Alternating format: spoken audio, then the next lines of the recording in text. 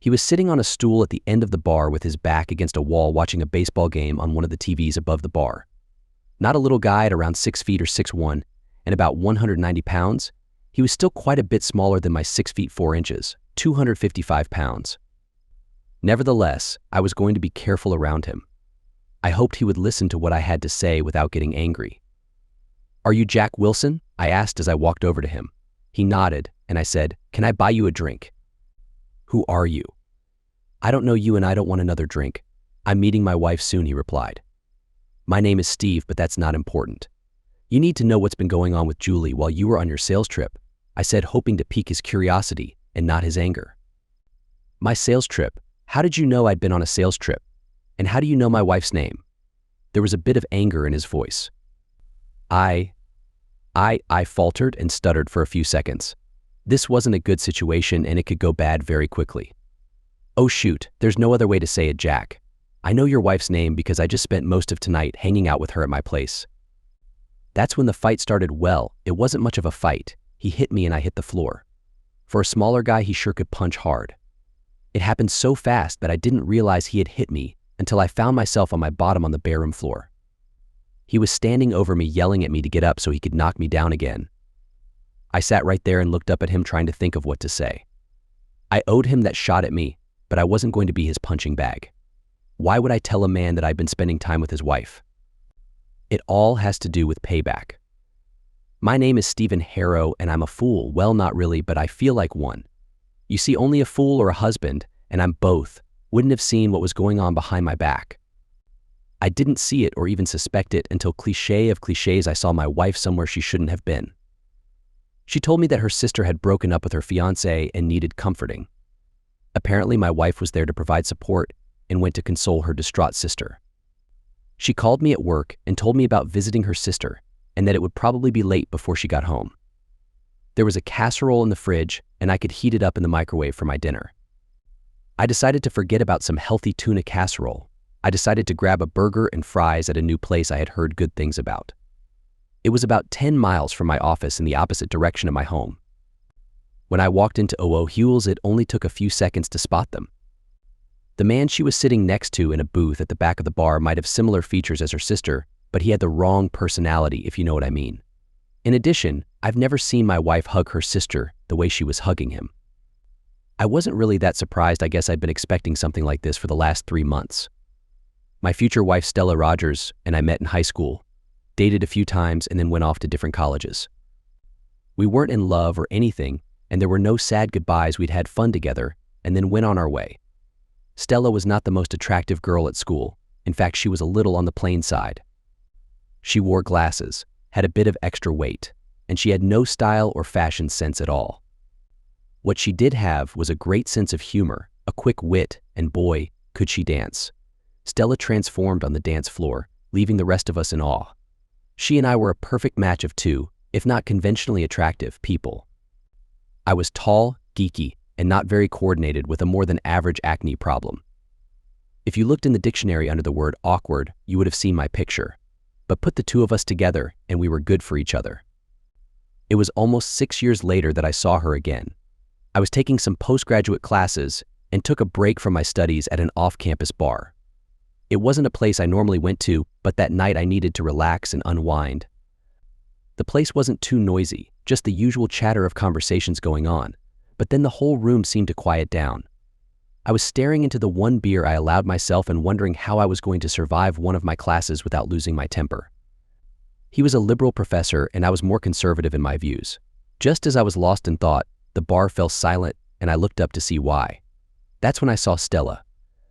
At first I didn't recognize her. It wasn't until she smiled and then laughed that I knew it was Stella.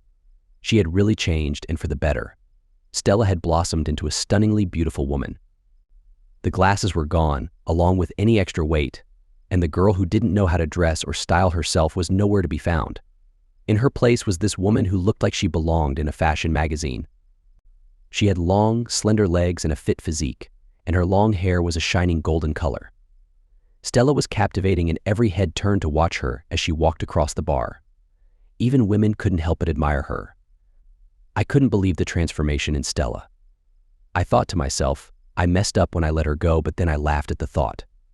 That was back in high school, and we wouldn't have stayed together all this time anyway. Of course, I had changed too. I was still tall, but I had filled out the result of better nutrition and playing sports in college. Playing football also improved my coordination, and my acne cleared up. As I turned and started to leave the bar, I heard a familiar voice calling my name. I turned, and there was Stella right in front of me. "Hello, boyfriend, what's it been about 6 years now?" She greeted me with a smile, leaning against me and hugging me. "Hi, Stella, good to see you," I answered when I finally found my words. Even for a moment, I was the envy of every guy in the room. "Come join us and have a drink. We've got a lot of catching up to do," she said, pulling my hand and leading me over to her group. "Hey guys, let's get another table so Steve can join us." I watched as a few people quickly grabbed another table. It was ironic. The girl who barely talked to anyone was now giving orders like a drill sergeant. Stella had definitely changed. After catching up for several minutes, I had to address the elephant in the room. I knew Stella was waiting for it, and I couldn't resist. "Wow, Stella, you look amazing." "I almost didn't recognize you. You've really changed since high school," I said, giving credit where credit was due. "Yep, I've changed, and it's all thanks to you, Steve," she said, chuckling at the look of confusion on my face. "Me? What do you mean it's thanks to me?" "I didn't do anything," she giggled and then laughed out loud. Normally, I wouldn't find a woman in her mid-20s giggling attractive, but Stella made it cute and endearing. I stared at her, eager to hear more about how I had influenced her changes. Stella then explained why she credited me for her transformation. She said that when we parted ways after high school, she was heartbroken. Her appearance, her personality, her shyness made her believe that I had rejected her, at least that's what she thought. I started to deny her claims, but she raised her hand to stop me. We had never talked about love or commitment, but it didn't stop me from feeling that way. We were going to different colleges, and it was natural for us to go our separate ways. I didn't want to think about the logic or facts of our breakup. I just felt that if I had been more attractive and confident, you wouldn't have left me, she told me, again with that little laugh that I found charming. "That's not the real reason." I began, but Stella interrupted me. "I know it wasn't true, but that's how I felt at the time. So I decided to take action and change myself into someone you would want. I focused on my studies in college, started exercising regularly, and even joined the drama club to overcome my shyness." Stella paused and took a sip of her drink, waiting for someone to refill her glass. "I also took a beauty course to learn how to enhance my features with makeup and style my hair. I read up on grooming and fashion to improve my appearance. By my junior year, the change was almost complete, but I still had to put everything I learned into practice. I started flirting and interacting with guys in my classes to see if I could overcome my introverted nature." She took a moment to compose herself before continuing. "Stella, I had no idea you felt that way in high school," I interrupted, stepping in. "You have to remember, I was a bit of a geek, a male version of what you felt like. I liked you and asked you out because you were interesting to be with." I paused for a few seconds and added, "There was another reason I asked you out, you know. What was it you said yes? You were the only girl who ever said yes whenever I asked for a date." "At first, that was the main reason, but by the third date, I wanted to be with you because of who you were. We just seemed to click. I regretted having to say goodbye, but at 18, I never really thought about the future beyond going to college." I hadn't expected our conversation to become a true confessions moment. Stella gave me a warm smile, held my hand with both of hers, and leaned against me for a few seconds. "As good as you look and as confident as you seem, you must have men falling all over themselves to be with you," I said with a big smile. "No, there's nobody special, Steve." "Oh, I've had 2 serious relationships since college, but something was missing, so we broke up," she replied. I motioned and indicated the others at the table, asking a silent question. She giggled, again, at the expression on my face. "Simon, you know that less attractive girls pal around with a pretty girl. It's not always for the friendship. It's to latch on to guys that they might never have a chance at. That doesn't say very much for them, does it?" I was surprised at her revelation. "It says they are smart enough to make the most of an opportunity," she replied. "What about the other 2? "The other 2 are going together. I used to date Brad, and when we stopped, Sherry caught him. They seem to be happy with each other, and that's a good thing. Sherry is one of my success stories, don't you know?"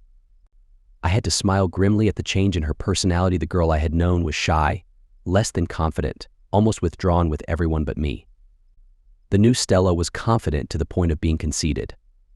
I think I liked the old Stella better. There was a hard shell around this new one. Guess I better go. Got classes tomorrow morning. It's been ... Maybe interesting is the term. Seeing you again, Stella. Good luck with your projects. I said, standing to leave. She stood, hugged me again. The hug wasn't one of those frame hugs that people use. You know, hug you but keep their body away from you. This was a full body hug meant to show off how a person feels. By the way, Stella felt really good. Again, I couldn't believe the change in this person. I had spent less than 2 hours with the new Stella, and I wasn't impressed. There was absolutely no doubt that her appearance and her confidence were improved, but she had lost the sweet, kind, thoughtful person she had been. I didn't think it was a good exchange. Handing the card back to Stella, I said, "There's no need to talk again. We've gone over our lives between then and now. You've moved on and don't need another member for your group of friends. I'm glad you're happy, Stella. See ya." I walked away before she could respond or argue. I had had enough of Stella to last me. Just before I got to the door, I heard Kyle say, "How dare he talk to you like that? Want me to drag him back here and make him apologize?" Stella laughed out loud. "Do you actually think you could make him do anything he didn't want to? Look at the size of him, you idiot." It would have been interesting, and I was almost sorry that good old Kyle didn't try to drag me back. Because I was a little upset. I would have liked to share that feeling with someone. I was upset that my friend from high school had turned into such a conceited person. After Stella and I parted after high school to go to different colleges, I thought about her a lot. My first Christmas break, I went home to visit my folks and tried to reconnect with her, but her parents had moved. I tried to get her address from the college she attended, but of course they wouldn't give out any information or even verify that she was registered. I found out later, using somewhat devious means, that she wasn't attending the school I thought she was. I lost her trail and had no idea where she had gone. It made me a little sad. It wasn't love, but when I thought about that young girl, it was with fondness and appreciation. We had been good for each other back then. Maybe that's why the change in Stella made me angry. My good friend was gone. 3 weeks later, I had just finished a nutritious dinner of pepperoni pizza and a soda when someone knocked on my door. When I opened the door, who else but Stella stood their door, as if I didn't have enough on my plate. "Aren't you going to invite me in?" she asked, smiling. After I waved her into the apartment, she looked around and commented a little sarcastically. I thought, "Nice place, Steve." I lived in a second-floor walk-up. It was a basic studio apartment with one big room which combined a living room, dining room, and a small galley-type kitchen with a bathroom through a doorway. My goal was a postgraduate degree, not entertaining guests, so it suited me. I worked for 2 years after getting my bachelor's degree and was able to save enough money to go back for postgrad classes. It helped that I was in information and systems analysis, so I could schedule my work and my classes around each other. Basically, I worked part-time, about 25 to 30 hours a week. It's a place to sleep and study, all I need, really. "What do you want, Stella?" "Wait, how did you find me?" "You're listed in the phone book." "No way, the only phone I have is a cell. How did you find me?" Stella paused, smiled, and said, "It was obvious that you weren't going to call me, so I tracked you down. One of my friends works in the registrar's office and I had her check the files for your address. I repeat, what are you doing here?" "I wanted to see and talk to you without the group, as you call them." "Why?" "It's not like we've been close for the last 5 or 6 years. We were friends a long time ago when we were both young. I don't understand your need to have a heart-to-heart with me. Remember that night at Kelly's I told you I'd only had 2 serious relationships and that something was missing? When I saw you, I realized what was missing was you." I started to say something about how foolish that was, but she stopped me. "Wait, let me finish, please," she asked. "I told you that I wanted to change because you left me, and yes, I know that's not what happened, but that was my motivation. Shortly after I began Project Stella, I became a little more confident and realized that you hadn't left. You'd just gone on to college the same as I had. But by then I was seeing results and continued working on myself. This is the finished product, but now I'd like to get to know you again." I interrupted her by asking, "What do you see happening here, Stella? Maybe we could go out a few times, perhaps we could get back to being friends, and maybe we could be more than friends. I don't know for sure, but I do know I want to spend some time with you." "Why?" "You obviously don't lack for company." "Why me, Steve? You were the only boy that asked me out back in high school. You didn't mind that I was chubby. You didn't mind that I didn't wear makeup or styled my hair or dressed differently, and you were always nice to me." "You're right. I don't have any problems getting dates or whatever now, but they look at the package and not what it contains." A person would have to be totally foolish not to want to spend a few evenings with this stunningly beautiful person, unless she was mean. I may not be the smartest person, but I'm not foolish and she hadn't been mean to me, only to Kyle. The deciding factor for me was the friendship we'd had in high school. If I could discover that person inside of this beauty, this could be interesting. I'd like to be friends again, but I do have a few conditions, I told Stella. Like what? Now she was smiling. When we get together to hang out or go on dates or whatever, I have to be your main focus. No group, no entourage, and no friends, just us. I scrimped and saved for 2 years so I could come back to school for my master's, and I don't have a lot of extra money. So we won't be going to any expensive restaurants or over-the-top places. Stella listened and looked at me and nodded. Before she could say anything, I continued. One more thing. The amount and number of times we spend together will be limited. I'm here to continue my education, not to go out all the time. Is that it? Yeah, that's it. I know I sound like someone making demands and setting conditions, but I'm investing my time in you. Time that I could use to study and get some extra work done, so that's why I have these conditions. I would love to rekindle the friendship with the person I knew back then. I'm not sure about this new Stella. If you don't want to do this, I understand. May I ask one question? I nodded and she asked, could we go for pizza tomorrow night? We went out for pizza the next evening and so began our adventure to reconnect. Stella and I went places and did things that you would expect friends to do. We went on hikes and picnics, attended free outdoor concerts, explored the art museum, and just generally got to know each other again. It was fun and we enjoyed ourselves. A couple of evenings at Kelly's or one of the other off-campus bars we ran into Stella's group. It wasn't planned and Stella suggested we go somewhere else. It was my decision to stay and to join the group. I couldn't expect her to give up her friends entirely. I have to admit, I had a good time and contrary to my first thoughts. These people were interesting and a lot of fun. The first time we joined them, Kyle immediately jumped up to get drinks for Her Majesty and her partner. I pushed him back into his chair and asked the group if anyone wanted another drink. Kyle followed me to help carry the drinks back to the table. Kyle, what the heck are you doing? I know you'd like to be more than a friend to Stella, but she'll never give you a chance if you keep acting like a lovesick puppy. Stand up and be a man, I told him. I couldn't resist. I hated to see any guy being treated like a doormat. Don't know for sure, but I think he took my advice. I never saw him with the group again. On one of our off nights, I went to Kelly's for a burger and saw Stella dancing with a man. Her group was sitting at a couple of tables near the dance floor. No big deal. We weren't exclusive and I couldn't expect her to sit at home eagerly waiting for my call. But I have to admit that seeing her with another man bothered me. Maybe I'm starting to think of Stella as more than just a friend, I thought. Maybe it's time to make a decision about Stella and me. Maybe it's time to take the next step to be more than just friends hanging out together. But the last thing I needed was a full-blown relationship, at least until I got my post-grad degree, so maybe it would be best to dial this friendship back a notch. On the other hand, I was enjoying our dates and didn't want to go back to spending all my time studying and working. Man, I was really confused. Stella saw me as they finished their dance, smiled and motioned for me to come to her table. I waved at her, smiled, and shook my head. I finished my soda, wrapped the burger to take with me, and went back to my apartment. Less than 30 minutes later, someone knocked on my door. Surprise, surprise, it was Stella. First, she smiled at me, then she frowned, and then she walked past me into my apartment. Why didn't you come over and join us? Looked like you were on a date. I don't think your guy would have liked my interrupting. He wasn't my date, he's just a guy that started hanging around with us after Kyle left, she explained. Why didn't you come over? You've spent time with our group before. So good old Kyle left the group, did he? He wasn't a bad guy and I was glad to hear that he had developed some backbone. Yeah, funny thing, he hadn't been around for 2 or 3 weeks and I ran into him at a coffee shop one day. I asked him where he'd been and he said that he was tired of acting like a lovesick puppy. He told me if I wanted him, I knew how to get in touch with him, and walked off. Strange behavior, very strange. I had to laugh. Kyle had basically told Her Majesty Stella to shove it. Good for him, I thought.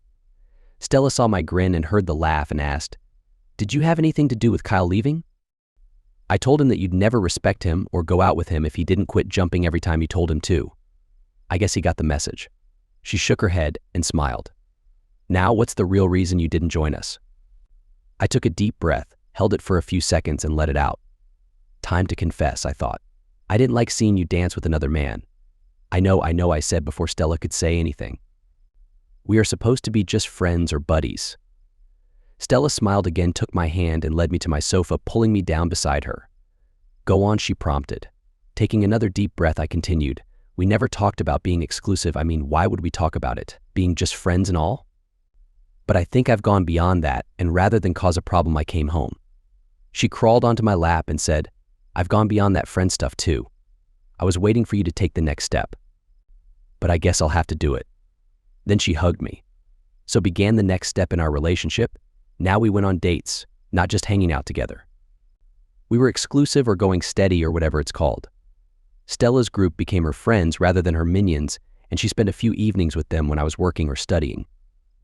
Any men in the group was told bluntly that she wasn't available, so don't bother asking her out or playing up to her. The queen bee that she had been disappeared, and that person wasn't missed. Instead, I had a woman closer to the old Stella and was happy to have her back. We continued seeing and being with each other until I finished my post-grad work. The day that I finished, I asked Stella to marry me, and she accepted. We had a quickie wedding in Las Vegas over a 4-day weekend, and I started my new job. For the first 3 years, our marriage was great. We'd had discussions about what we wanted and expected from a partner and agreed on the most important things. We had already decided that children would come later along with a house, and we discussed loyalty. I asked that if either of us became so upset or dissatisfied with our marriage that we wanted someone else, that we be upfront about it and not become the stereotype of a cheating spouse. We both agreed it would be more respectful to confront each other and part as friends. Now we had the time and income to enjoy some of the things we hadn't been able to when I was in grad school. We took weekend trips, joking that we were taking our honeymoon 3 days at a time. I'd always wanted to visit San Antonio to see the Alamo and experience the Riverwalk, so we flew there on a Friday and explored for 3 days. Stella wanted to see Hearst's Castle, and on another weekend we made that trip. We were having fun and loving each other. Things began to change at the beginning of our 4th year of marriage. Her Majesty Stella was back. She was a little testy to me a few times, and she gave me orders. Not requests for me to do something, but orders to do it. I didn't say anything at first, but questioned her about it the 3rd or 4th time it happened. She apologized, using a stressful situation at work as an excuse, and promised to watch herself. Stella was back to her old self for a few days, and then it started again. The 3rd time we went through this cycle, I'd had enough.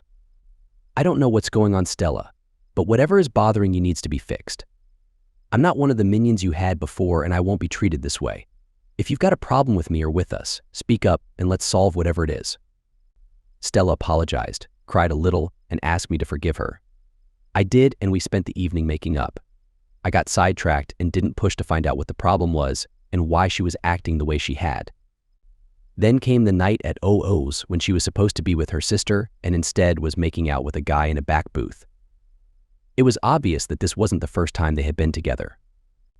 I didn't know if it had gone farther than a makeout session or if she had taken things further with the guy, but it didn't make any difference. The first time she blatantly lied to me. The first time she passionately hugged this guy. The first time she snuck off to be with him. Our marriage was over. I'd heard stories or read about what other husbands had done when confronted with a cheating wife. Some had folded up and let it break them. Some had waited to gather evidence for a divorce. Some got the evidence and came up with elaborate schemes for revenge, and some just beat the heck out the guy, and sometimes the cheating wife too. I did none of these. My first thought when I saw them was, oh no, next, why would she? And anger was the final thought. Stella was much too sharp and confident to be influenced by some slick character, so this guy was with her by invitation.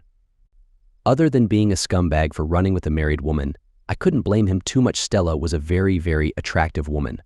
No, my anger, or most of it, was directed at my cheating wife.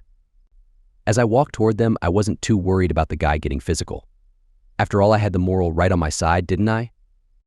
Actually, the reason I wasn't worried is that I'm sick-sad with no slack belly. Might is right. Isn't that what they say? My wayward wife and her friend didn't notice me until I slid into the booth opposite them. They broke off their hug and fondling, and if it hadn't been my wife, the look on their faces would have been hilarious. I've heard the old saying about someone's face going white with shock, but I'd never seen it until now. Stella's mouth was opening and closing like the proverbial fish out of water. It was entertaining. Or it would have been if it wasn't Stella sitting there. I didn't know your sister got a makeover, Stella, I said in all seriousness. Maybe that's why her fiancé broke up with her. Stella's reaction was typical. I heard, "Oh my gosh, what are you doing here?" It's not what it looks like, it's not what you think, and so on. Her friend decided that it might be a good idea to leave and started to slide out of the booth. I grabbed his arm and stopped him from leaving. You better stick around, friend. Stella's going to need a place to stay, and when I leave, you can take her with you. No, I'll come home with you, Steve. We can talk, and I can explain all this, Stella said. Stella, you don't have a home. You lost that the minute you hooked up with jerk face here. Don't come home, don't call, and don't try to see me. I'll have my attorney contact you at work to get your attorney's name, and we'll let them do their job, I replied. Give me your wallet, this to the man sitting across from me. He hesitated, and I said, don't make me take it off you after I knock you out. You've got a free ride here because you wouldn't be here if she didn't want you here, so don't get stupid. He handed me his wallet. I took his driver's license and handed his wallet back to him. That's so I'll know who to subpoena if need be, Jerry. You can apply for a replacement license pretty easily. I looked at the two of them and continued, Stella, this is a no-fault state, so we'll just split everything down the middle. You can keep the apartment if you want. Let's handle this calmly, and it'll be over quickly. Good old Jerry started mumbling to Stella something about his wife and family. You two idiots deserve each other. Have a good night, I said, sliding out of the booth, and went home to pack. Of course, my cell phone started ringing right away. Not tonight, Stella, not tonight, I thought. If someone had known what was going on and watched me when I confronted Stella, they would have thought what a heartless jerk I was. He doesn't really care about his wife. The truth was my heart was broken. I'd lost the girl from high school, found her again, and been happy, and now I'd lost her again. On the way home, I decided that I wasn't going to go the way of some spouses in my position. I wasn't going to turn to alcohol or wallow in self-pity. When you faced your problems head-on, they didn't go away. The only way to handle problems was to face them and overcome them. The phone was ringing as I got back to our apartment, and the caller ID showed it was Stella's sister. I had calmed down a little, so I answered it, thinking it was Stella. It was her sister, Betty. What's going on, Steve? Stella just got here, and she is a mess. She's crying and rambling about she didn't mean it, Betty said.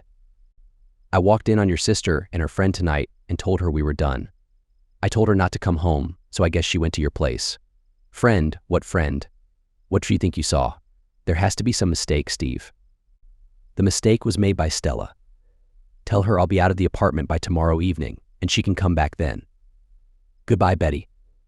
Steve, wait, what? I hung up on her, muted the volume on the phone and answering machine, so the calls that would be coming in wouldn't bother me. My cell started to ring almost immediately, so I turned it off too.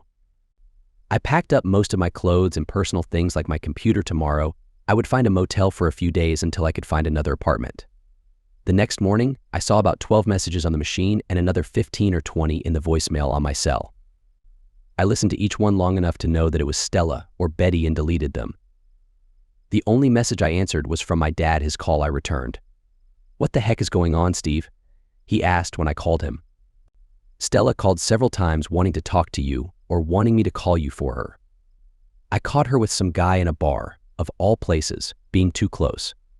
Guess she didn't like it when I told her not to come home. Maybe she just made a mistake. Maybe they were just friends.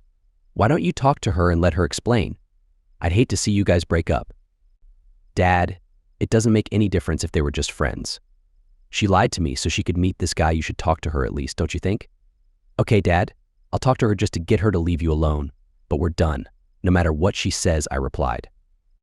That afternoon, I called Betty's place and asked to speak to Stella. She came on the line and immediately started with, I'm sorry, I was just being friendly. It didn't mean anything, and more excuses until I stopped her. Stella, listen to me. Stop crying and listen. When we got married, we agreed that if things got bad between us, we'd walk away instead of disrespecting each other. For whatever reason, you decided you didn't want to do that and became the ultimate cliché, a cheating spouse. But I didn't do anything wrong, Steve. It was only some harmless chatting. It didn't mean anything, and stop. It meant something to me, Stella. It showed a lack of respect for me. It showed that you don't love me, at least not the way I thought. And it showed me it was time to end this relationship. Let's meet and talk, and I can explain why and what really happened, Stella pleaded with me. You're not listening. I don't care why, just that you did it. I don't care about your explanations. The lies and deceit are enough for me. The flirting just put the icing on the cake. Don't call me and stop calling my dad.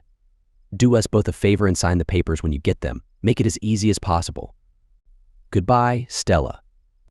The divorce went through and was finalized in just 3 months. Stella didn't object or fight over the splitting of assets, so it was pretty straightforward. She did ask to meet with me before signing the papers, but I refused. There was nothing she could say or explain or spin her actions that would make me feel any different. After moving out of our shared apartment, I found a very nice first-floor studio apartment. It was just for me. I wasn't looking for any commitments, so it was big enough. I'd rather spend money on other things than on a bigger place to live.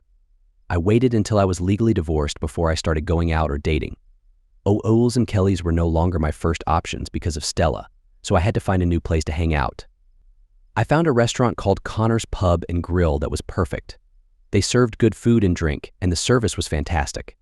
The people there made you feel welcomed and at home. It was a good place to relax and unwind. I started going there on weekends. One of the owners, Jake Connor, was a big guy like me, and we sort of hit it off. I told him my sad story, and he said he'd been there and done that. Jake handed me a drink on the house and told me that sometimes you have to go through difficult times to find the right person. After about 6 months or so, I finally decided that I wouldn't let my history with Stella stop me from going wherever I wanted. So I went to Kelly's with a couple of guys from work a few times, and sometimes Stella was there. Her group of friends was back in full force this time. She had 2 friends with her. It didn't bother me as much as I thought it would. In fact, it was good to see the look on her face whenever I left with a woman. One of those women was Julie Wilson. I sort of had a steady thing with her. After the first time we met at Kelly's, she would call every 2 to 3 weeks and want to get together. Compared to Julie, I was inexperienced. All good things must come to an end, or so they say. This good thing came to a sudden stop one evening as Julie was getting ready to leave.